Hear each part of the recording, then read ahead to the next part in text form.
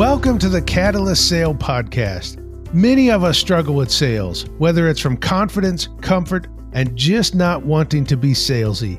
We want to help our customers. We know we can, but we complicate the process. This podcast is designed to help professionals like you improve at sales through process, practice, frameworks, and thinking differently about what you already know. I'm your host, Jody Mayberry, and joining us is the founder of Catalyst Sale, Mike Simmons. Hello, Mike. Hello, Jody Mayberry. All right, Mike, we've got an important topic, but first I wanted to say it was so nice to hear Mike Connor back on the show for an episode. Pretty awesome. Yeah, it was great to hear from him. It was always fun when he was on the show. Such a nice guy, so it was good to hear from him again. But Mike and I have a treat for you. At least I think this is a treat. One of the things Mike does really well is make things happen. And he makes things happen by setting goals, sticking with them, and he just gets things done. That's one thing I can tell you about Mike. He just gets things done. He's had the same questions over the years. He's worked with a lot of people, and now finally Mike is putting some of this down, and we're going to tell you about it in this episode, but also there is a guide Mike has put together for you about the 7 traps that people fall into when they're setting goals. So Mike, let's talk about that. Now I'm sure of all of the time with yourself, with other people, you've seen the same things come up, which is why you created this guide. So let's just talk about where did it come from? What was the thinking behind creating a guide to talk about the 7 mistakes or the traps people make?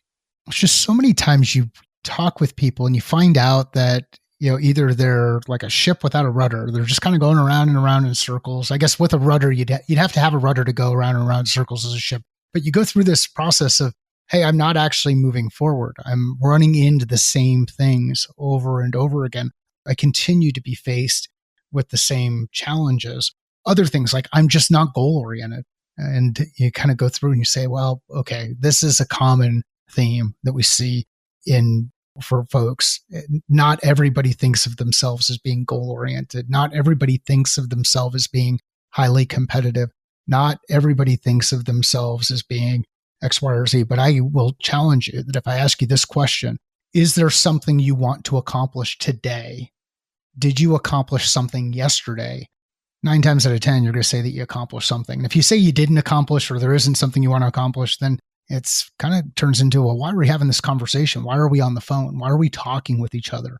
Maybe the thing that you're going to accomplish is as small as getting in the car, turning it on, driving over to your kid's school and picking them up at school, or driving to the grocery store and picking up some eggs, or getting on your bike and riding around the block, or Jody, like you've done for what seems like an eternity, almost as long as we've known each other, which seems like an eternity, you've had a 10,000 step sequence that you've been going through, and you're just not breaking the chain.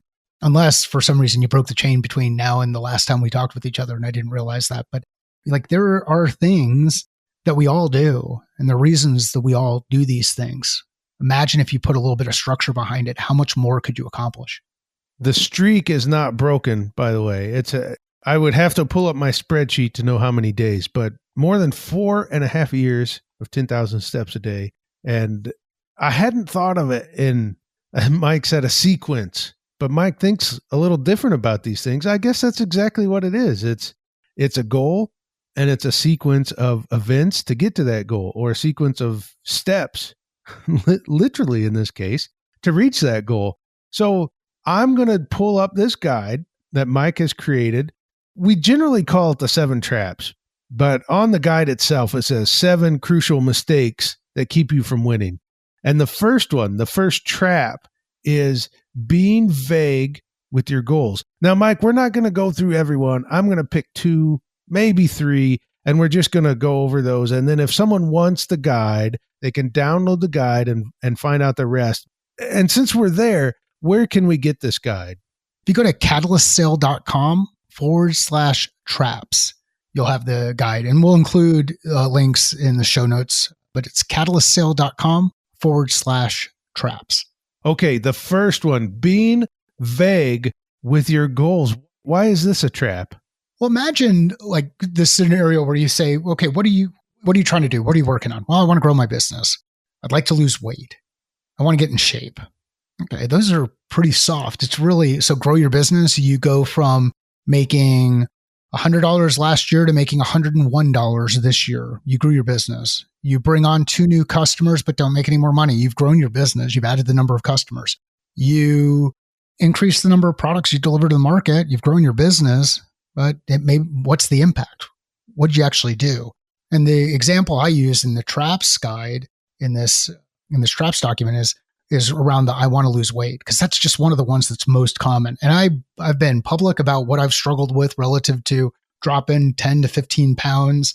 And during COVID, I think I put on my COVID-19 and I've gotten that down to, I'm sitting at about COVID-14 or COVID-12 these days. If I go through and I say I want to lose weight, there's a couple of ways to do it. I can starve myself and I might lose body fat and muscle. I could not drink water for a period of time and I'd lose water weight. I could, if I really wanted to be crazy or take extreme measures, I could cut off my arm. There are a number of different ways to lose weight. What happens if you take a more specific approach? I want to drop 10 pounds of body fat. Maybe I don't even want to lose weight. I just want to change my body composition. I want to keep my weight the same, drop 10 pounds of body fat, and add 10 pounds of lean mass. That would net out at no change on the scale, but my body composition would be completely different. My clothes would fit completely different. So this is what we're talking about when saying, let's not be vague with our goals. Let's be really specific on the thing that we want to accomplish and the design backwards so we can start executing. I'm glad that you went there. One thing I used to struggle with, I didn't realize it was a struggle at the time. I would set a goal and then I would try my darndest to make that happen without even really thinking, okay, what was the reason for that goal? When perhaps if I would dig down into the reason, then the goal itself didn't matter nearly as much as the reason. So if I could get the same outcome without reaching that goal, I could still be just as well off. So let's take Mike's example of losing weight. If you set out and say, well, I want to lose 10 pounds, and you do whatever it takes to lose 10 pounds, let's just say you starve yourself and you don't drink enough. Sure, you'll get that goal. But what was the reason behind it anyway? It was probably to be healthier, to be more vibrant, to be able to play with your kids more without getting winded, whatever. Maybe you can get there without losing 10 pounds by walking 10,000 steps a day, by doing whatever. So that's something I would fall into, Mike, is I would set a goal and I would lay out what it would take and I would go for it. And I would get almost there and realize, gosh, the reason I set this goal was for something else. It's not really about the goal. And I think what you've said, when you're not vague with your goal, it helps you realize that. So if you just say, oh, I want to lose 10 pounds, well, that can be accomplished in all the ways Mike said, but does it make sense? And by not being quite as vague, by figuring out why you're setting that goal, it very well may change what your goal is or how you get there. And imagine how much easier it becomes to measure whether or not you're actually making progress and whether or not that progress gets you closer to whatever that ultimate thing was you were trying to accomplish. So like, let's say I set that goal to lose weight and I lose the weight, but now I don't have any energy and I can't run around with the kids. Well, what happened? Did I do something wrong? So yeah, they're a critical set of questions, and I include a couple of questions inside the document. Since Mike went there, let's go right into trap number 2 because it plays so well with trap number 1. Trap number 2, not breaking your goals down into smaller components that can be measured and tested. Tell us about that one. Yeah, so I think it was Drucker who said what gets measured can be managed, and then Denning had, in God we trust, everyone else bring data. Imagine what happens if you go through this process of saying, okay, what, I want to get healthy or I want to lose weight. But you don't break that down into some smaller pieces, smaller components to say, over the period of time that I've been working on this, have I actually been getting closer to my goal? If I want to lose 10 pounds and I've been going at it for 2 weeks, did I actually gain weight or did I lose weight? If I want to drive from here to, and I live in Phoenix, if I want to drive from Phoenix to Anaheim, did I actually get in the car, back out of the driveway, leave the community, start working my way to and make it to Quartzsite, make it to Blythe, make it to Riverside? Did I make it through these gates? Or am I still kind of going around in circles, driving around the neighborhood because I've only decided I'm going to make right-hand turns and I'm not going to incorporate left-hand turns, and I didn't have a direction I was moving in? So by breaking down our goals into smaller components, I can constantly evaluate whether or not I'm making progress. If my goal is to get to Anaheim, I know that I've got to leave my neighborhood. I've got to get on the freeway. I've got to get on the 202. I've got to take it out to I-10. I've got to head west on I-10. I'll make it through Litchfield Park. I'll make it through Quartzsite. And we've talked about this before in a number of other contexts, but if for whatever reason I'm in Flagstaff or I'm in Albuquerque, I'm going the wrong way. And it's time for me to take a pause, adjust, and start doing something differently rather than continuing to go through the same motion, which is just driving the car, hoping that I get to my destination if I'm not actually working through it, making incremental progress. Yeah, that part is so important to understand, that it's actually such a gift to be able to break it down, understand what the next steps are, have milestones, which you then, not only does it give you an idea of where you are in your goal, but it gives you something to celebrate too. It is, hey, I made it here. Now we're on to the next step. So we both know how important that is. I mean, you've been out to Glacier with Jeff. You know, as you go through and reflect on things, you know where you started and where you've kind of come through, and you know where you're going. If you don't have the plan and you just start walking, yeah, it might be interesting, but you might miss on a number of things that you would have been able to do if you actually had a plan. And I think there's a lake up there that's, takes a plan for you to get out to. You don't just start walking in any direction and then show up at the lake.